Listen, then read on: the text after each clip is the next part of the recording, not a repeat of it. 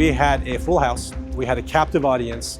There was an active conversation amongst all the players. We had great panel discussions, great presentations about the challenges, and also about how these players are using additive manufacturing today to help with some of their programs. Since January of 2025, every country in Europe, European Union, everybody announced a major increase in defense spending to improve the deterrence as well as readiness levels. This requires heavy investments into the program. So I think an event like this is very important to bring everybody together to share where the gaps are, what the challenges are, and how something like advanced manufacturing, additive manufacturing in particular, can help enable and scale those requirements. A really great takeaway for me was one particular uniformed officer in the panel who indicated that because of the necessity, he really has been using additive manufacturing for 2.5 years, and that every part that came out of additive manufacturing was better than the part that it replaced. This gentleman was using additive manufacturing from a sustainment point of view. That was really eye-opening for a lot of people.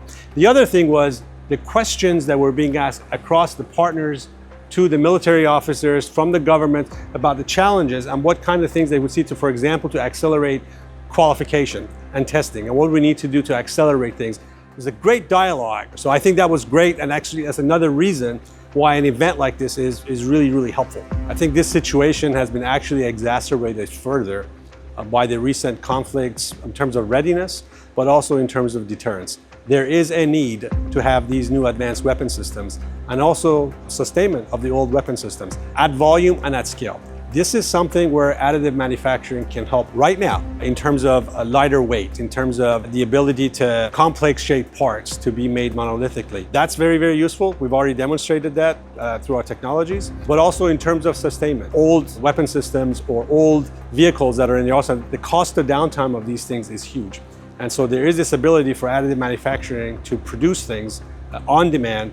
And this is very, very useful, and I think we can help solve these issues. Nikon is a technology and manufacturing company that has been around for 108 years. We make wonderful cameras. That's probably about 40% of our business.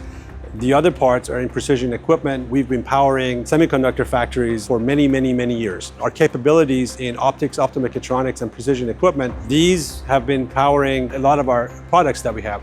We've been in advanced manufacturing now for several years. The technology roadmap that our Nikon SLM Solutions unit has, with close to 100 of large format machines already in the field, producing in various applications, in various alloys, already proven that is already helping the needs in defense. We've focused on defense the last 3 years, much of it in the United States, and now we're bringing all of those with the technology roadmap and everything that we have to help enable and scale the European defense. And so we would love to partner with you. We are known as the trusted partner. Nobody that is not a partner can last for 108 years, so please come see us.